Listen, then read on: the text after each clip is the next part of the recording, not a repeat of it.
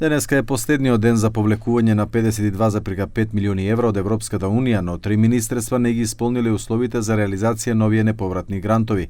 Во рок од 12 месеци обврските не се исполнети, но од Министерството за европски прашања вела дека овие средства не се загрозени да се изгубат.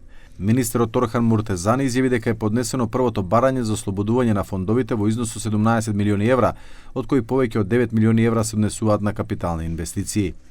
Мислам дека предфинансирањето не се поврзува со спроведувањето на реформите. Затоа тоа се вика предфинансирање и во никој случај во целата легислатива, односно легална рамка на реформскиот процес не е поврзано со оправдување на предфинансирањето.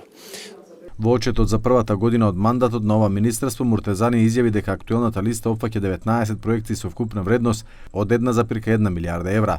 4 грантови за техничка помош се добиени во рамки на инвестициската рамка за Западен Балкан, 2 проекти за техничка помош и 2 инвестициски гранта се аплицирани како техничка помош за Македонија.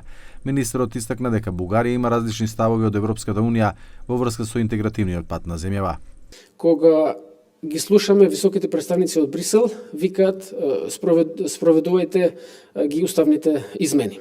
Кога ги слушаме представниците од Бугарија, викаат уставните измени, преговарачката рамка, протоколите.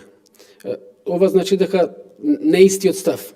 Ние викаме дека ако се инсистира на сите овие што се инсистира Бугарија, а вклучувајќи и вториот протокол, тоа е голем ризик. Паралелно посочи тој се координира ревидирањето на инвестициските проекти во рамки на инструментот за реформи и раст од реформската агенда и планирање на процесот на инвестициската рамка за Западен Балкан.